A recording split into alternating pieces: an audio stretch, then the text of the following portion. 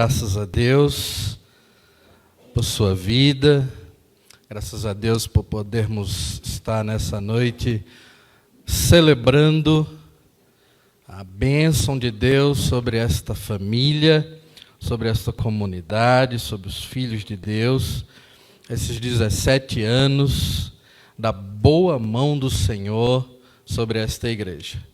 Eu quero manifestar minha gratidão à Igreja Batista da Família de Osasco pela oportunidade que nós temos de nessa noite cultuarmos juntos. Isso é uma bênção muito grande, é de uma grande felicidade para todos nós. Obrigado, pastor Guiar, pastor Rodrigo, pelo convite a todos nós, também a cada irmão da Igreja Batista da Família em Sorocaba, que está conosco. A igreja veio completa, não é? Temos todos os irmãos presentes aqui, muito felizes por esta tão rica oportunidade. Louvamos a Deus imensamente por esse momento singular na vida da igreja, em nossas vidas. Podermos cultuar juntos como uma só família, não é?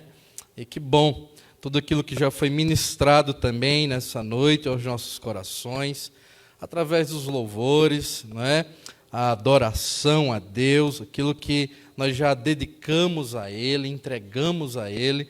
Louvado seja o nome do Senhor. Como é bom podermos devolver a Deus, ofertar a Ele a nossa melhor oferta, não é? Entregar a Deus a nossa melhor oferta. Que bênção tão grande. E certamente o Senhor tem recebido o nosso culto nessa noite com um cheiro suave, agradável, de verdadeiros adoradores. Eu quero convidar você, por gentileza, a abrir a sua Bíblia no Evangelho de Marcos, capítulo de número 2. Marcos, capítulo de número 2, onde nós estaremos baseando a nossa breve meditação desta noite.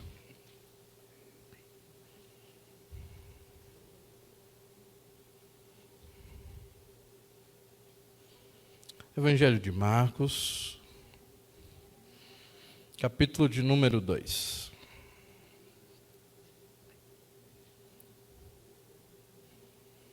Nós vamos ler do versículo 1 ao versículo de número 12.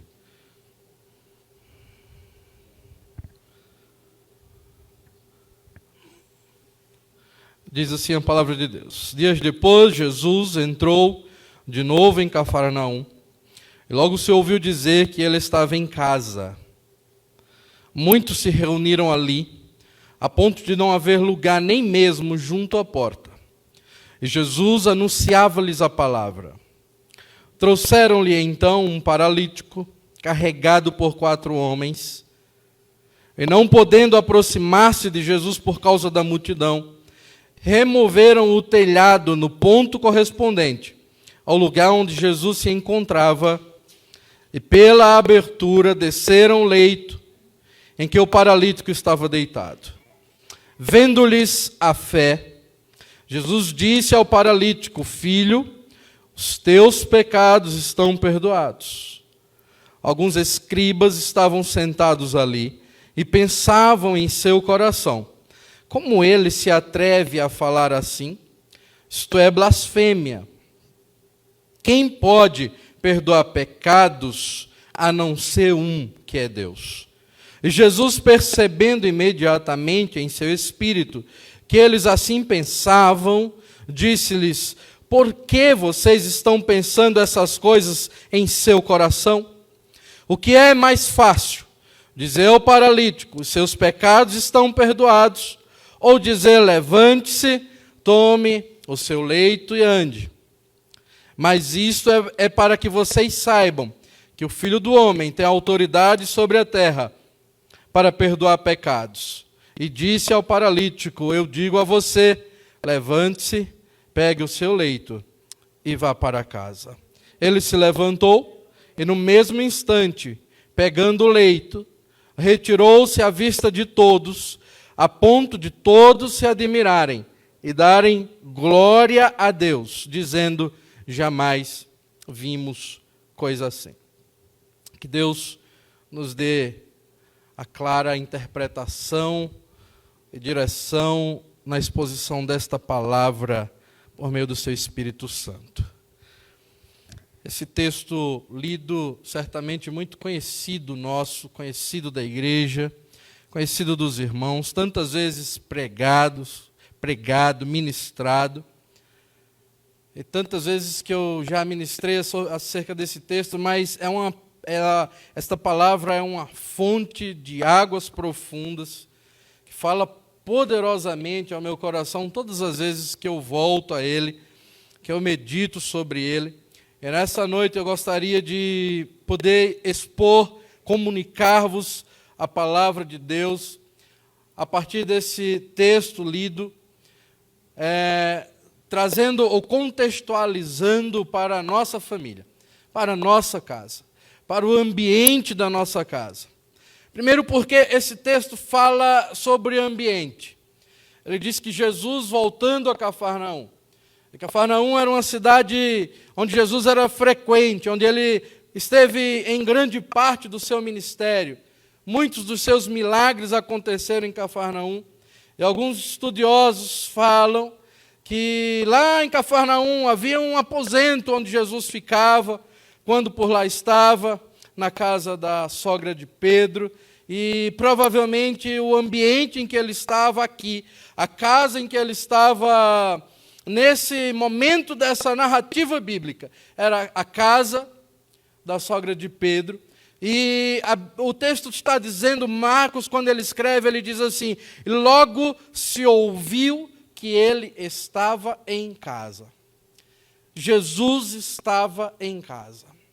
Quando Jesus está na casa, a casa é diferente.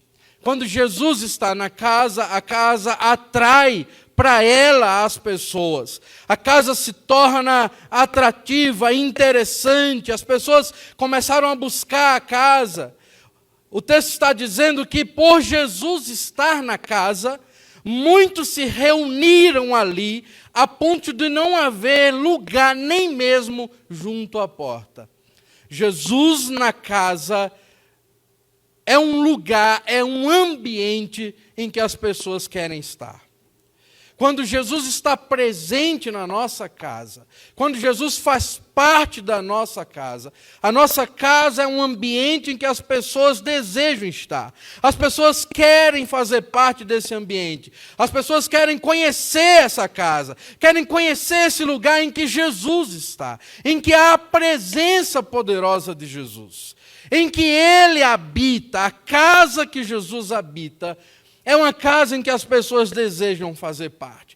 Até porque o contrário também é verdade. A casa em que Jesus não se encontra, a casa em que Jesus não está, é uma casa que as pessoas não desejam. É uma casa que as pessoas querem ficar longe. A casa em que Jesus não está é como aquela casa daquele homem que escreveu lá na parede, no muro da casa dele, uma frase dizendo assim: esta casa é propriedade de Jesus. Esta casa é propriedade de Jesus. Mas a casa dele era uma casa de muita briga, era uma casa de muita confusão. Na casa dele tinha briga de manhã, briga à tarde, briga à noite, briga de madrugada. Era insuportável para as pessoas passarem pelaquela casa, o barulho que ela fazia de tanta discussão, de tanta discórdia, mas na parede da casa estava lá: esta casa é propriedade de Jesus. Até que o vizinho, quando passou lá, na frente daquela casa, e leu aquela frase, ele pensou: esta casa pode até ser propriedade de Jesus, mas com certeza ela está alugada ao diabo. Jesus não está nessa casa, Jesus não mora nessa casa. Jesus não pode estar nessa casa, porque a casa onde Jesus não está é a casa da confusão.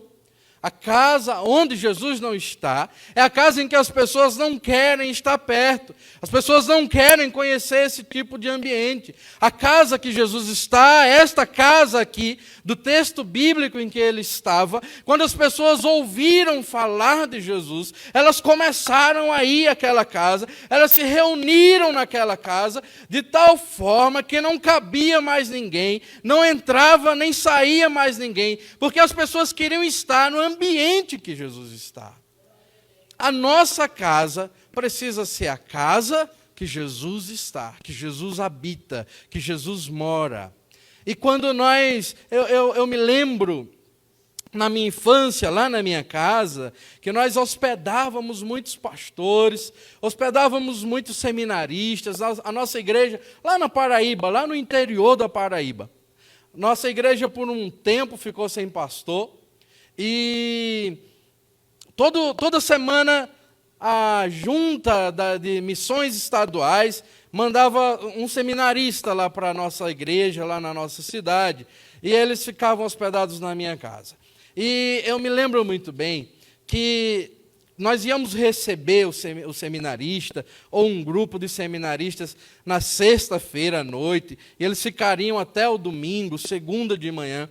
E na sexta-feira, minha mãe, ela fazia uma faxina na casa. A casa, ela tinha um piso vermelho, um piso liso vermelho, não era cerâmica, nada, e ela passava uma cera vermelha, a gente ia andando, ia ficando a sola da sandália tudo vermelha.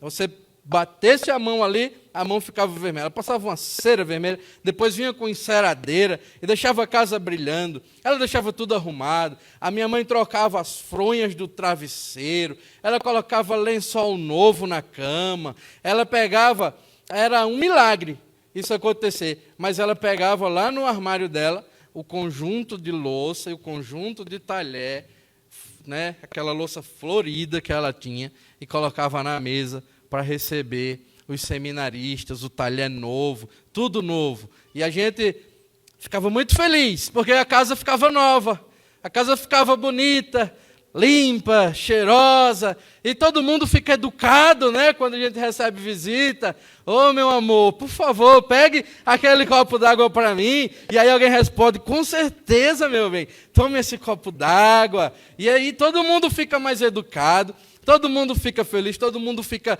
trabalhador. A gente diz assim, precisa arrumar aquele quarto. Já está arrumado, eu já resolvi. Precisa ir no mercado comprar o açúcar. Não, já comprei, nem precisava falar, já está aqui. Todo mundo começa a trabalhar, porque a gente vai receber alguém em casa. A gente vai receber alguém na nossa casa, uma visita que a gente deseja receber, tem apreço por eles, e a gente prepara a casa, a gente limpa a casa, a gente arruma a casa. Mas o que eu estou querendo te dizer nessa noite, imagine para receber a Jesus. E a nossa casa, para que Jesus possa estar, como ela não deve ser também, como as nossas atitudes não devem ser, quando Jesus está na casa. Se para receber alguém, para ter uma visita, nós mudamos até o nosso ânimo, nós mudamos até o nosso rosto, nós ficamos mais educados, nós preparamos tudo para receber Jesus. O nosso comportamento, a nossa atitude, a nossa conduta também precisa melhorar, dia após dia, porque Jesus está na casa. Nós precisamos tornar a nossa casa, a nossa família, o nosso ambiente em que Jesus está, todos os dias um lugar melhor. Todos os dias a nossa casa precisa ser uma extensão do céu. Jesus na casa é sinônimo de bênção, é sinônimo de transformação, é sinônimo de mudança. A presença de Jesus na nossa casa precisa transformar a nossa casa, a nossa vida.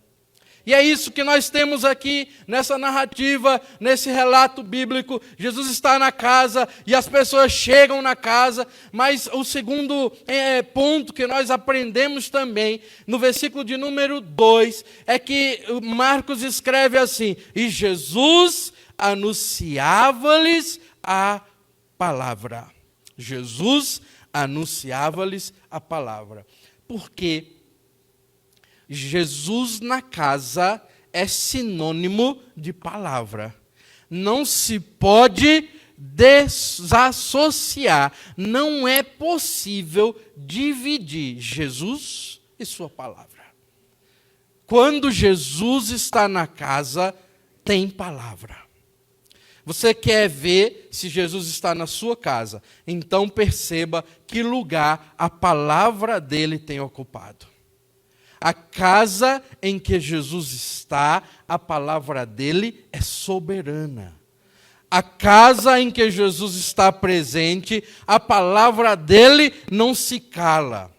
Aonde Jesus está, se medita na palavra, se lê a palavra, se ensina a palavra, se obedece à palavra. Aonde Jesus está, não é a minha palavra, não é a tua palavra que domina, que governa, mas é a palavra dele. Aonde ele está, quando nós enfrentamos uma dificuldade, a palavra dele é quem nos direciona. Quando nós enfrentamos uma dificuldade, não são nossas emoções que nos indicam o caminho, não é a aflição que vai nos dizer qual a saída, qual a solução, mas a palavra dele é soberana, e sem uma palavra dele, nós não movemos o nosso pé. Sem uma palavra dele, nós aguardamos, nós esperamos, nós confiamos. Ele vai falar, ele vai dar a direção, porque na casa onde Jesus está, é a palavra dele quem nos governa. E naquele momento, naquela casa em que Jesus estava presente, a palavra dele estava sendo exposta, comunicada, como Marcos escreve, e não cabia mais ninguém naquela casa, e Jesus anunciava-lhes a palavra. Mas a casa que Jesus está também, no versículo de número 3, está dizendo da seguinte maneira: trouxeram-lhe um paralítico. Trouxeram-lhe um paralítico. Porque a casa que Jesus está é casa de cura. A casa em que Jesus está é um ambiente de cura. Aonde Jesus habita, aonde existe a presença de Jesus, há cura. E aqueles homens trazem aquele paralítico à presença de Jesus. O texto vai nos dizer que eles trouxeram um homem que estava deitado numa cama, numa maca, e eles não puderam entrar na casa por causa da multidão. Perceba aqui que era mais fácil abrir uma porta de madeira do que uma porta feita por humanos. Aquelas pessoas que estavam à porta, eles ficaram indiferentes ao problema, à situação daquele rapaz que estava sobre a cama.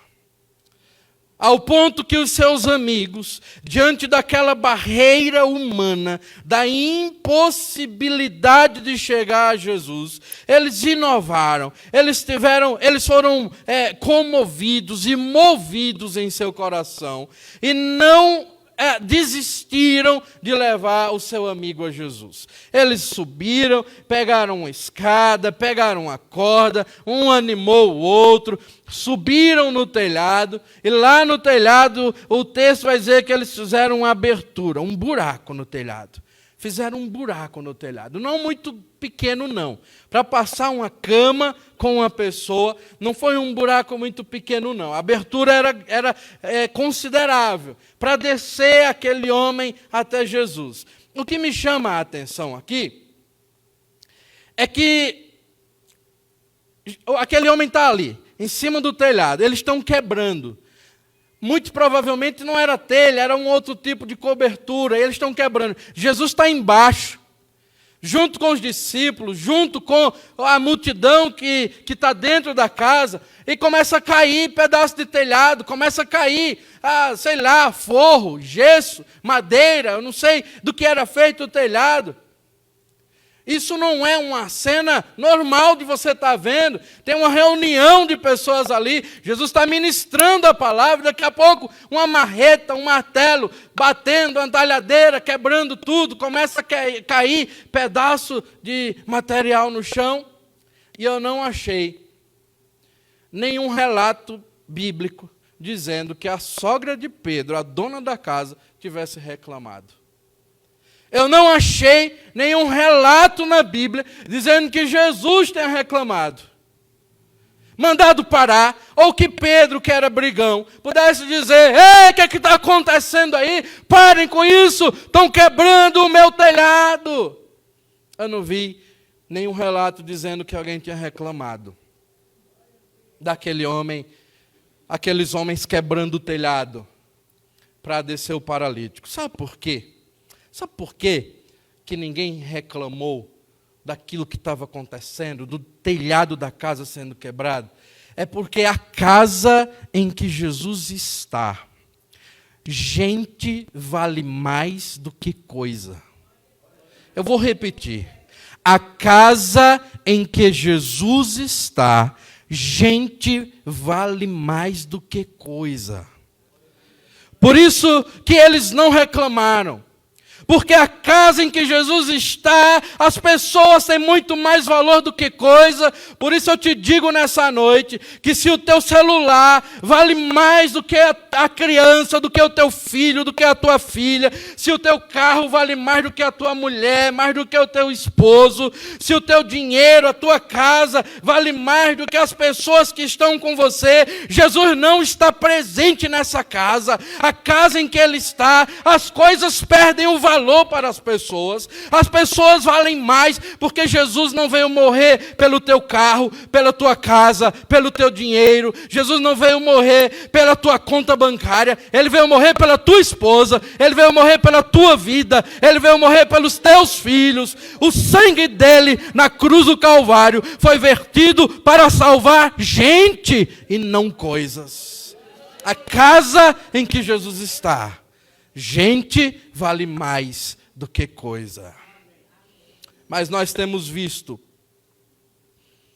tantas casas humanizando coisa e coisificando gente. Tantas casas que se idolatra um sofá, que se idolatra calçados, se idolatra roupa, se idolatra carro. O que adianta você ter um sofá novo, bonito, caro na tua sala, se você não deixa ninguém sentar nele? Você não deixa as tuas crianças sentar, pular e brincar nesse sofá?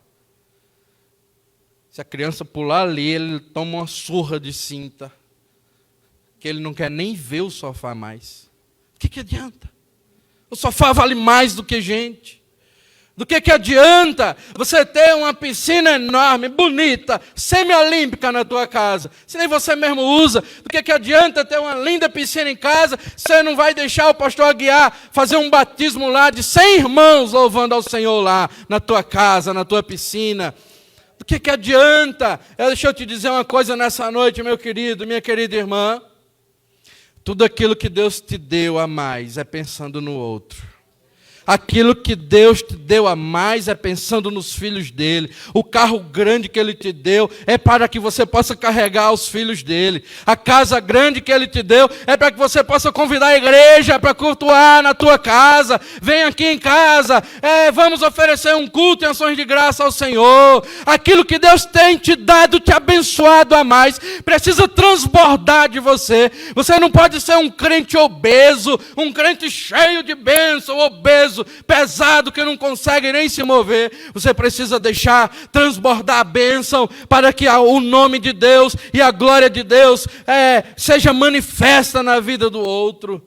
Aquilo que Deus tem abençoado a tua casa precisa ser canalizado para a gente. Nós não podemos nos conformar, entrar na forma desta geração materialista, dessa geração imediatista, dessa geração que desvaloriza a gente em troca de coisa. Pessoas que se tornaram escravas de marcas. Escravas de marcas. No ano ela paga 8, 9, 10 mil num celular, num aparelho celular. Aí no outro ano a empresa lança um mais novo e ela diz assim: esse meu celular não está prestando mais para nada. Pagou 10 mil ano passado, não está mais servindo. Eu preciso do novo.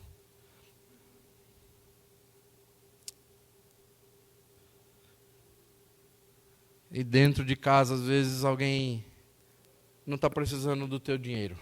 Está precisando da tua atenção. Está precisando do teu abraço. Está precisando do teu ouvido. Nós passamos nas grandes vias e os transeuntes estão todos com o celular aqui, nas redes sociais, no chat de mensagem. Ouvem tantas coisas, mas não ouvem dentro de casa. Não ouvem os filhos, não ouve a esposa, não ouve o esposo. O grande problema, meu irmão, minha irmã, é que quando nós não ouvimos aquelas pessoas dentro da nossa casa, o mundo ouve. Quando eu e você não olhamos para a nossa casa, o mundo olha.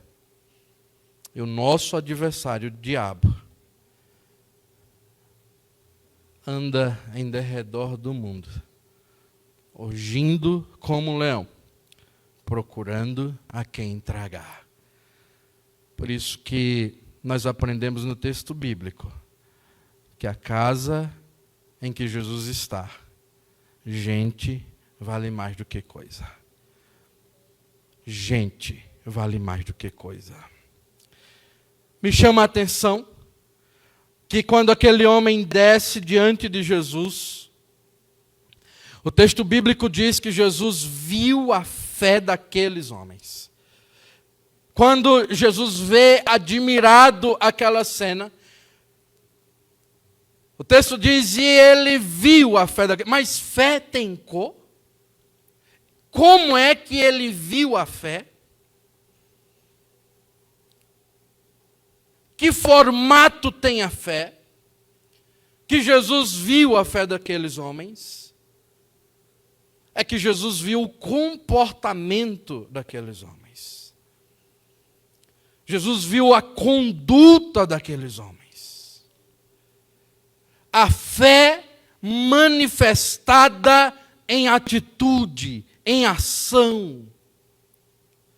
A casa em que Jesus está provoca em mim e em você atitudes de fé. A casa em que Jesus está provoca em mim e em você um comportamento de fé.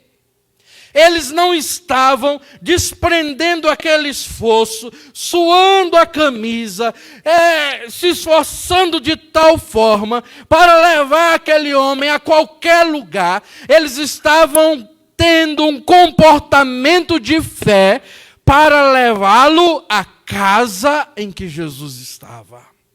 Aonde Jesus está, nós não nos guiamos pelos nossos olhos, não são as circunstâncias que nos conduzem, mas é a nossa fé. Aonde Jesus está, nós vivemos por fé e não por vista. É a fé que nos move. A fé que nos move. Perceba que a fé não paralisa aqueles homens. Porque a fé, ela não é um parasita.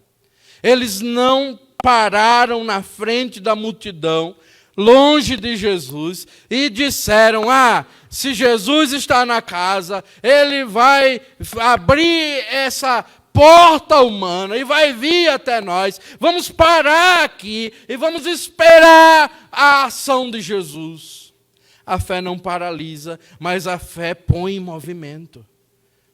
A fé leva aqueles homens a se esforçarem. A fé leva aqueles homens a desprenderem esforço, investimento. Investiram recurso, investiram tempo, investiram coragem, investiram a sua vida para levar aquele homem a Jesus. Porque a casa em que Jesus está, a fé nos move. Nós somos guiados por ela.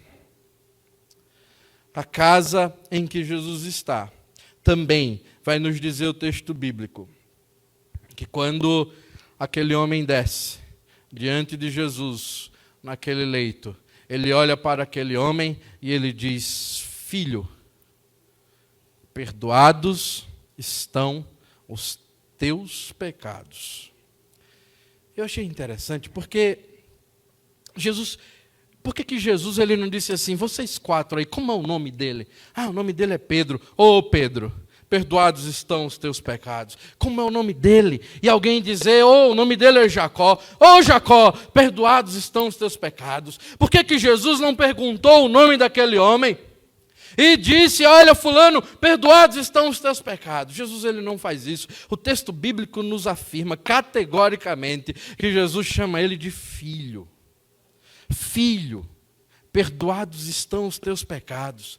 Olha, irmãos, uma pessoa como aquela que estava diante de Jesus, talvez nunca tenha sido chamado de filho, talvez nunca tenha tido um pai. E nós sabemos bem que pessoas como ele são conhecidas pelo seu problema. Elas são identificadas pela sua dificuldade. Pessoas como ele perdem identidade. Se alguém amanhã ou mais tarde, quando chegar em casa, alguém que está aqui hoje, disser: você viu aquela mulher de blusa verde? Você viu aquele rapaz de blusa azul? E você vai dizer: eu não sei, tinha tanta gente de blusa verde, ou tinha tanta gente de blusa azul, eu não sei de quem você está falando. Mas se alguém disser: você viu o aleijado? Você viu o manco? Você viu o paralítico? Todo mundo vai identificar, vai saber. Aquela pessoa era identificada porque ele tinha um problema que o paralisava. Ele era identificado pela sua dificuldade, pelo mal que lhe tomava. Talvez ele tenha sofrido e padecido tantas vezes, com alguém dizendo: está lá o aleijado, está lá o paralítico, está lá o doente. Jesus ele não chama aquela pessoa pelo estado em que ela se encontra, mas Jesus olha para ele e o chama de filho. O teu problema não te identifica, filho. A tua limitação não te identifica, filho. A tua dor não te identifica, filho. Você é filho. Você não é o aleijado. Você não é o doente. Você não é o limitado. Não, Senhor, mas eu sou um paralítico, é filho. Senhor, mas eu sou impossibilitado de tantas coisas, você é filho. Senhor, mas a vida toda todo mundo me chamou de aleijado, de doente, de paralítico, mas hoje eu cheguei aqui para dizer: você é filho, você é meu filho amado, em quem tenho prazer. Jesus não olha para você como o mundo olha para você, mas ele olha para você como filho. Você chega no hospital, o paciente chegou. Você chega numa loja, o cliente chegou. Alguém na escola, número 21 está presente. Quando você chega diante de Jesus, você não é paciente, você não é cliente, você não é um número, você é filho. Diante de Jesus, a sua identidade é a identidade de filho. Filho amado, comprado e remido pelo sangue de Jesus vertido na cruz do Calvário. Esta é a tua identidade. Filho. Na casa em que Jesus está.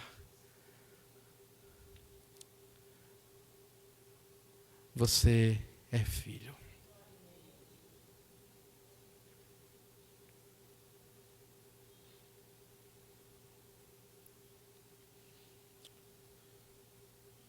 Jesus diz assim: perdoados estão os teus pecados. Mas Ele não vai curar o homem. Perdoados estão os pecados, mas ele continua deitado nessa cama. Ele continua doente, ele continua enfermo. Perdoados estão os teus pecados, mas ele continua um paralítico. Deixa eu dizer uma coisa para você. Antes de Jesus curar o teu corpo, Ele precisa tratar a tua alma. Antes de Jesus curar a enfermidade do teu corpo, Ele quer tratar com o teu coração. Aquele homem que talvez não tivesse identidade, que talvez fosse marginalizado a vida inteira, primeiro foi tratado por Jesus em seu coração, naquilo que há de mais valioso e mais importante dele, para dizer, independente da tua doença, independente da tua limitação, eu estou tratando você hoje, para que você saiba que você é filho. Então, antes de curar o teu corpo, eu estou curando a tua alma. Filho, perdoados estão os teus pecados. E depois, quando Jesus percebe a inquietação daquelas pessoas que estavam ali, indagando no seu íntimo, como é que ele podia perdoar pecados? Jesus olha para o homem e diz: levanta, pega a tua cama e anda. Porque na casa que Jesus está, tem perdão e tem cura. Mas essa casa é a minha e a tua. A casa em que Jesus está é a minha casa e a tua casa. E a pergunta que eu e você podemos fazer nessa noite para nós mesmos: na nossa casa tem havido perdão? Na nossa casa tem havido cura? Porque se falta perdão na minha casa e na tua, é necessário mais presença de Jesus. Se tem faltado a soberania da palavra de Deus na nossa casa, é porque tem faltado presença de Jesus, porque quando Ele está presente, essas coisas não podem faltar. Quando Ele está presente, é necessário haver a palavra. Quando Ele está presente, é necessário haver o perdão. Quando Ele está presente, é necessário haver cura. Quando Ele está presente, é necessário as pessoas valerem mais do que coisa.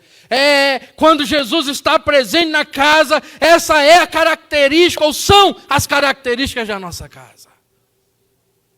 Como está a tua casa hoje?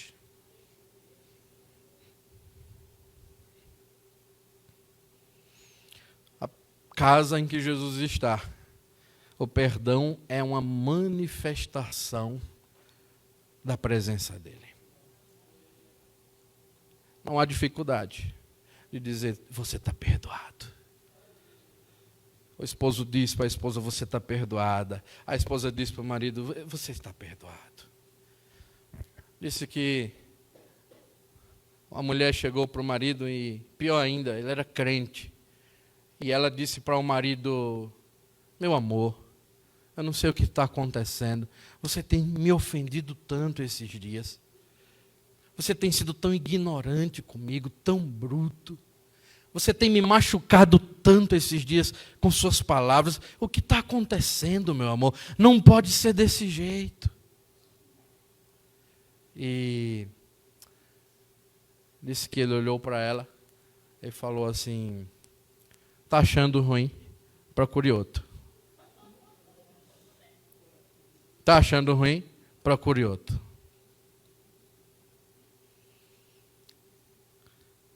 Uma mulher casada com um homem como esse, ela não precisa do diabo como seu adversário.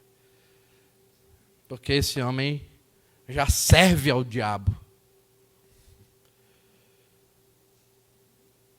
A casa em que Jesus está, o perdão é manifesto. A casa em que Jesus está, o perdão faz parte do dia a dia. Filho, você está perdoado. Papai, você está perdoado. Mamãe, você está perdoada. Meu amor, você está perdoado. Irmão, está perdoado. Porque o perdão faz parte. O perdão é característica, é traço presente na casa em que Jesus está.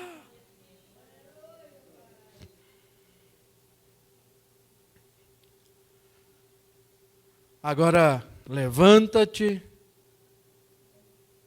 toma a tua cama e anda.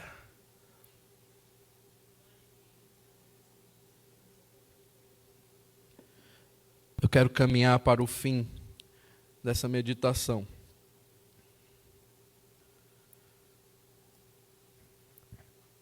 Essa palavra de Jesus para aquele homem. Levanta, toma a tua cama e anda. A Bíblia diz que ele se levantou e no mesmo instante ele pegou a cama, pôs sobre ele, retirou-se à vista de todos. Fica de pé, por favor, fica de pé. Eu quero ilustrar o que eu quero falar aqui agora. Me permitam pegar esse instrumento.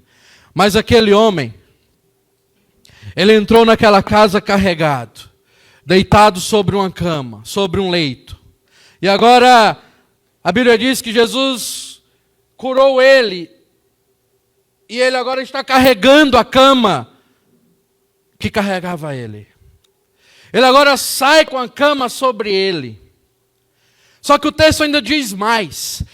O texto diz que quando ele sai daquela casa com a cama sobre ele, as pessoas deram glória a Deus. Nunca vimos algo dessa forma.